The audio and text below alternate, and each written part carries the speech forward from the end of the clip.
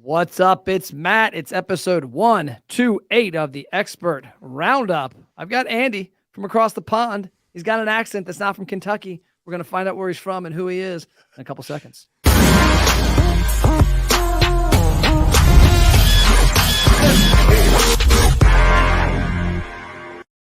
Andy, my man, tell us who you are, where you hail from, and a little bit about your business and podcast. Hi, Matt. Thank you very much, actually, first for asking me on the podcast. We were just talking there before we came on. It's just got to be careful I don't start asking you questions. But I am the host of the Cafe Hustle podcast, which is very much focused at the cafe and coffee shop business, but we talk about so much that is applicable to the whole of the hospitality industry, not just the cafe sector as such. But yeah, I'm from the Isle of Man, which is a tiny little island in the middle of the Irish Sea between England and Ireland. And it's literally 30 miles long by 11 miles wide. It's tiny. But yeah, Wow. great scene over here. Great scene in terms of from a hospitality point of view. Great diversity in such a small place. Like the amount of coffee shops and restaurants we have here is amazing. So yeah, great little place. But it's the podcast is geared towards anyone in hospitality, but like I say, it's very specific to in some sections to the coffee sector. Okay. So how did you get started in the podcast world? What's your background? So I came through corporate routes, so through the private sector, and then that was straight out of school, and then into government and into the public sector. And I worked in there for about 6 years.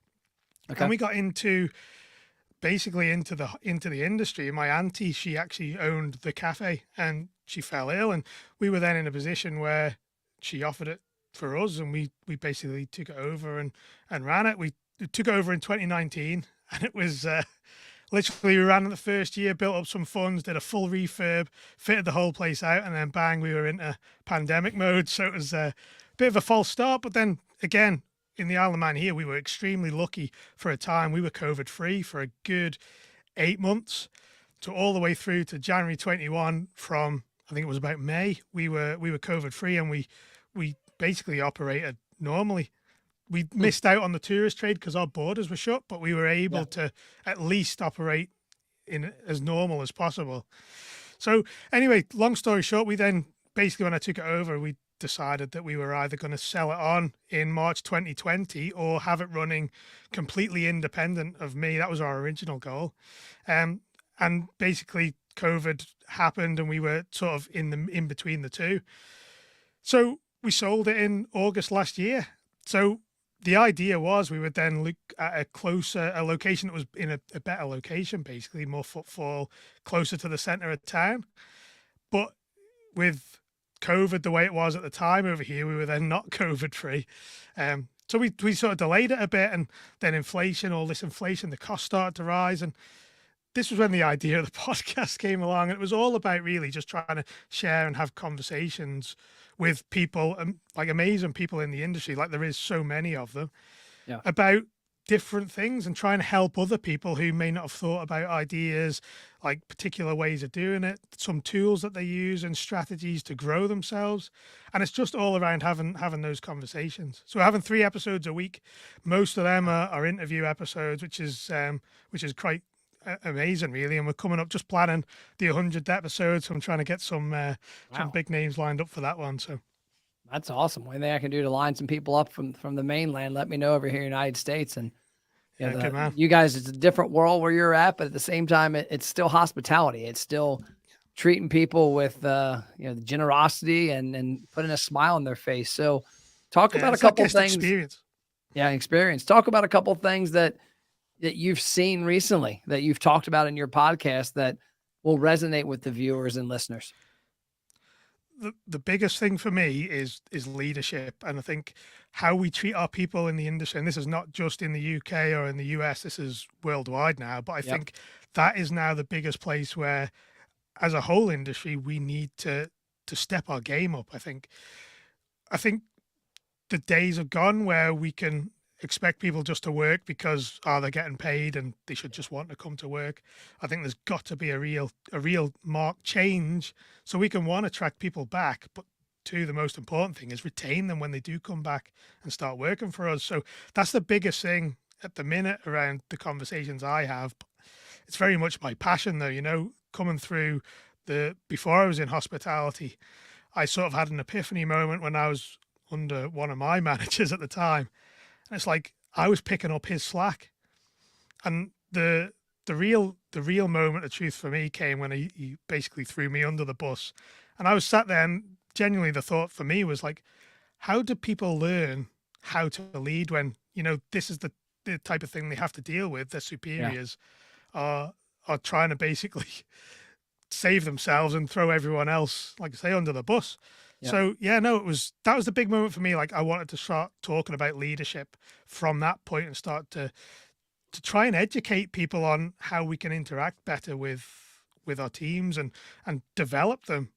Yeah. And ultimately that's where the best guest experiences come from, is when our people are motivated and are aligned with what we're doing as an organization. I heard something recently that triggered a thought in my head. And ironically, I just hired a leadership coach. I was at a conference I spoke at last week. I was one of the 4 keynotes, and the guy who followed me was just straight fire. And his name's Jeff Ruby. There's a big restaurant guy in Cincinnati named Jeff Ruby. It's not him. This guy's a business coach. And we just hired him today to come up here and lead some sessions with my team. I selfishly want him for me because I'm self-aware enough to know that I'm not where I need to be leadership-wise, and I've got to get better. But one thing that somebody asked the other day, or this last week when I was at this event, they said, hey, how do you, because I hire a lot of people that are in the marketing world. I've hired, I think I have 5 former marketing agency owners that work for my company. And I said, how do you hire somebody like that? Because they've got entrepreneur in them, and they might want to run off after they've worked there for 2 years. I'm like, well, there's 2 things I look at. Number one, if they run off, I didn't do something right, or maybe I did something so damn good that I prepared them to be an awesome entrepreneur. And so one thing that kicked in my head when this person asked that question, and I was thinking about me as a leader, because I've been internally struggling with getting my focus the right places and making sure I'm treating people exactly how they should be treated. And I thought, you know what, Matt, why don't we approach every employee like you're training them to be you? That you're training them to either run this business or to open their own marketing firm. Like in your case, open their own cafe. And I feel that if we treat everybody at that level, that we'll get the best out of people, and they'll respect it more, because too often we talk down the people. We treat people, oh, that's just this person. That's just this person. I think and my philosophy was very similar in that I see it was almost like a transitional element when people were coming and they were working for me. It wasn't about trying to keep them forever, because you're never ever going to do that, are we? We're not in that sort of industry where people are, well, they may well be long-term, careers in this for life, but generally the industry is very, very quick in terms of turnover. So we need to just look at how we can develop those people to set them up better for the next job. And that's the impact and the legacy we can have as leaders. I think it was really apparent to me the impact you can have on your employees' lives. And this is really where, especially get people that are struggling with their mental health. And it's all about how we can make their lives better whilst getting the best out of them whilst they work for us. But I think you're right. The best approach you can have is to nurture people and to develop them, because then they feel valued. They feel like they can trust their employer, that their employer cares for them. And that's where you start getting your employee retention. And you talk about working with a leadership coach. It's one of the best investments that we can make now, because people aren't wanting to work in our industry, and we have to do as much as we can to make sure they do. And what I've seen, I don't know how it is where you are, but one of the reasons I think people don't want to work in this industry here in the United States is that the picture's not being painted. I talked to a guy the other day who started as a busboy and then dishwasher and then this, that, and the other. Now he owns 6 restaurants. And if I look at restaurants' Facebook and Instagram pages, it's just full of come buy food here, come drink beer here, this band's going to be on. I see very few of them storytelling or showcasing the business. I posted a video the other day of me kicking somebody's hat off their head. Els from Belgium, a friend came over for an event we had. I try and showcase who we are, not what we do, but who we are. And I think that if you showcase who you are and you allow your employees to have that same personality, that it'll attract more people. And like you said, if you're a better leader and if you take care of your people, the days are going to go by quicker. Their people are going to have more fun, and they're going to give those customers a much better experience than just, I went to a place the other day. Hey, how you doing? I said, I'm okay. They asked me first. They said, how you doing? I said, I'm doing, I always say effing amazing. And it gets them like shocked by like, what did you just say? I said, how about you? Like, well, I'm doing okay. Well, why? What's keeping it just from being great? Well, I clock out in 2 hours. And I'm like, man, if you being here is what's making your day okay, then maybe you need to find somewhere else, or maybe the person above you needs to make this place a little damn better. But this is the difference between when we do go out and we do as customers. This is the difference between having that sort of experience like you've just described there and going, wow, I'm going back there. They treated me, they knew what I wanted before I knew what I wanted. Yep. This is the difference. And you look at any top level restaurant, 5-star restaurant, Michelin star restaurant, sorry, the difference is in the service. Yes, the food's great, top quality people working there, but you look at the attention to detail that they have. The whole experience is what we deliver. And this is a big part of what I talk about, certainly on our podcast. It's very much focused on that experience, because everything we do, from the people, the product, the leadership, all that, the training, all ends up being is a great guest experience. They all are parts of that thing that our customers see when they come in, and that's what keeps them coming back. That they get that great service, but they also get the connection, which you didn't get in that interaction. Yep. There you want that connection where someone is enthusiastic, they want to talk to you, they want to yep. tell you what recommendations they've got on the menu, and it engages you as a customer. So one of the things I do a lot of is every morning and every night, I pretty much start and finish my day with swim in the pool, and I get in the hot tub and I'll watch YouTube. That's about all I watch anymore. I don't even have any apps on my phone anymore. Like, literally, it'd be funny because I have non-social media apps on my phone. Everything's gone except for Twitter, because I make tweets and we make videos out of them. But I don't engage in any content on my phone. It's on my laptop, except for YouTube. And so I'm watching a YouTube video there, and the guy's talking about customer service and talking about employee retention, talking about leadership.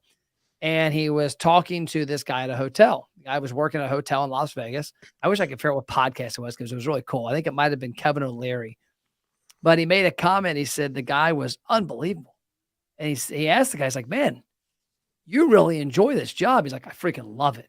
He's like, why do you love this job? And he said, it's the leadership. He said that when you're standing here working, I work at 2 places. I work here and I work at another casino. And he said, when you're standing here and any man, not just your manager, any manager walks by, they walk up and they're like, hey, what can I help you with today? Like, what do you need to make your job? Like, what's anything I can help you do? You need anything? And they genuinely want to know if they can provide you with something that'll help you do what you do better. And he said, it's great.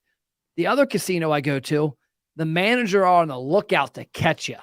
Like, they want to, hi, got you. You're smoking, or you're in the back room, or you're not working, or your shoes scuffed. And he said, you dread going. I only go there because it's a paycheck. And he said, you dread going there because they don't give a shit.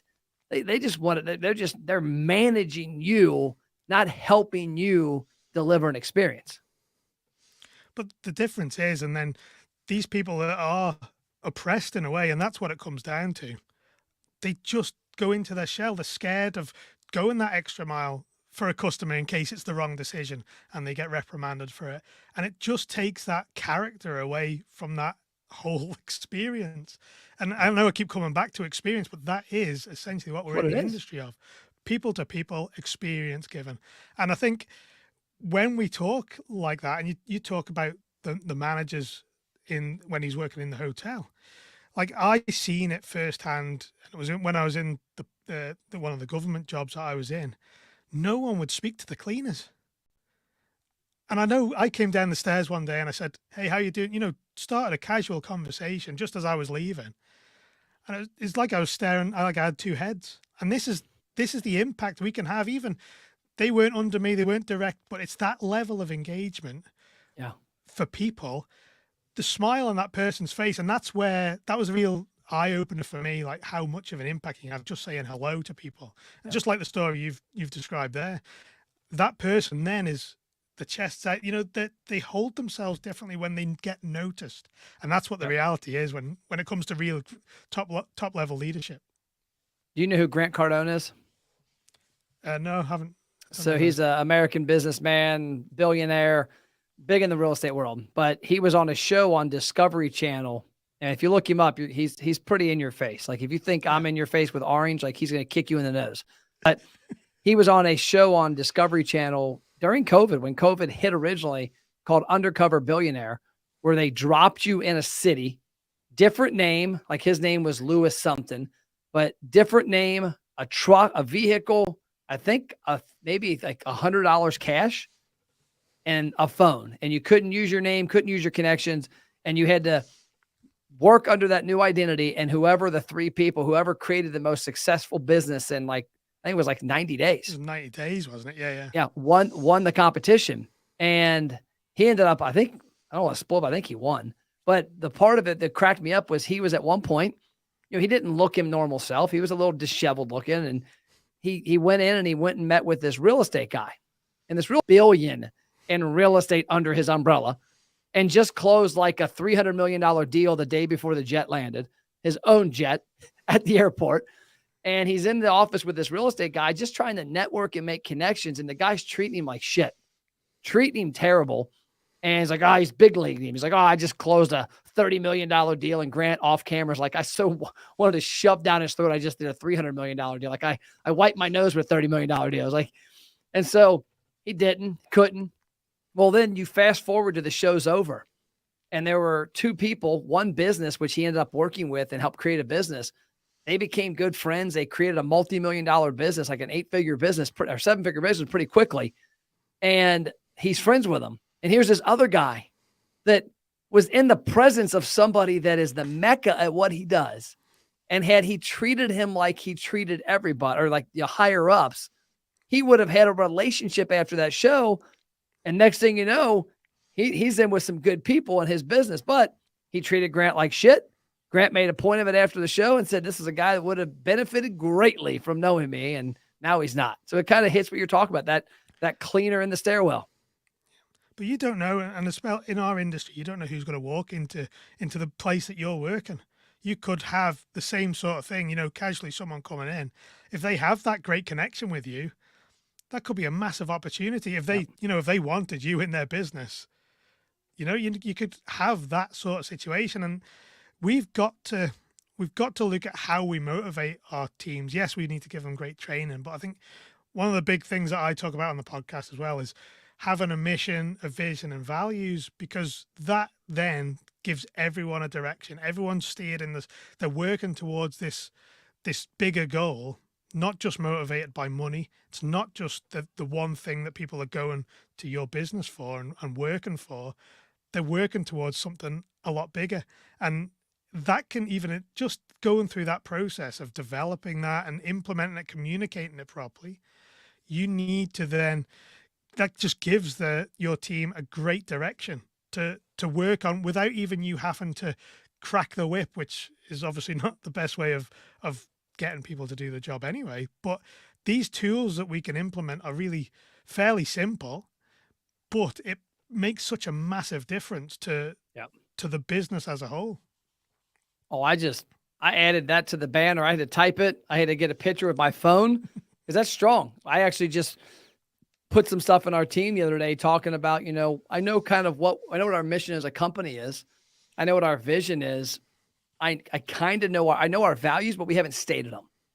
And that's a big thing. Mission, vision, value. I love that. That's excellent. That could be a t-shirt, man. Like it, my approach is, and it doesn't matter if you're a personal one, like even for us as a podcast, we've got our mission, vision, and values. And the reason for that is when I'm in a position, and this is me, this is my podcast, my business. When I'm in that position of, trying to make a decision, these are the things that really steer you and guide you, especially when your head's not in it. You always refer back to, certainly the values are the biggest thing for me. And another thing, certainly in our business, we've got people that are trying to, certainly owners that want to be able to have a bit more time for themselves and step back. Your values are basically you leaving a bit of your leadership in that business when you're not actually on the premises. Yep. When your staff know what the values are of your business, Yep. they can then use that to steer the decisions that they make. You know, when there's no one there to make that decision, you empower them to start, you know, taking, if you need to, you know, give a discount or, you know, some sort of concession for someone, they're using those values then to make the right decision.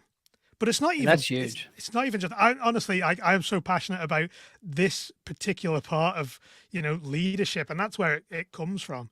Like even hiring, like values are the one thing that should be the one thing that steer anyone's hiring. Because if you're getting someone in the door that isn't aligned with your values, they're not the right person for your business. It's almost like when you're trying to develop a team culture, it's such a delicate balance. You can't afford to bring someone into that business that isn't aligned with your values and will essentially believe in your mission. So it goes into every part of the business. Wow. I love that. And that's huge. And I'm always amazed the number of businesses that don't empower their staff to make certain decisions, don't empower people to carry out it. And then maybe it's because they don't know it. I think we do a decent job of stating our mission and our vision for the company, but I think we need to do a better job of articulating what our values are so that people understand how we treat people, how we don't treat people, how we don't want to be treated, and how to make that decision moving forward. So, and I appreciate it. I look forward to, I always do Wednesdays as the first intro, and then Fridays I get Gabe and my team to line up a second interview. I'd love to have you back on if you'll come back on. And if you're out there in podcast world, this is the place to find your podcast, right? thecafehustle.com. Absolutely. Yeah. With 3 days a week. Yeah. You can, 3 days a week. So we're Monday, Wednesday and Friday. So generally usually we are 3 interview episodes a week. Sometimes I'll throw in sort of a follow-up, you know, summary, few other ideas of my way of thinking. And it's just to try and stimulate that thought or that conversation, even within teams, within, you know, individual businesses, you know, just to try and start to have these conversations that business owners are so busy that they can't always think about. But just when these things are popping up on the podcast, it's just something to let them think about. Yes, we could try this. Yep. I love it, man. Appreciate it. And make sure y'all check out Cafe Hustle podcast. Any final words, Andy? Well, the only thing I want to say is we are a people business. We have to be people-centric. Our people are the biggest asset we've got, and we need to treat them not as an asset from a material point of view, but they are the core of everything you do. So if there's one thing you're going to go for, one thing you want to improve on your people skills, improve on your leadership, and the possibilities are endless then, because your people they'll bend over backwards for you. And sometimes in our industry, that's what we need. It is. Well, I appreciate you being on today. Yeah. Mission, vision, values, develop your people, help your people, and create an amazing atmosphere around your brand, your restaurant, your cafe. Check out the podcast. Appreciate having you on, Andy. Thanks, Matt.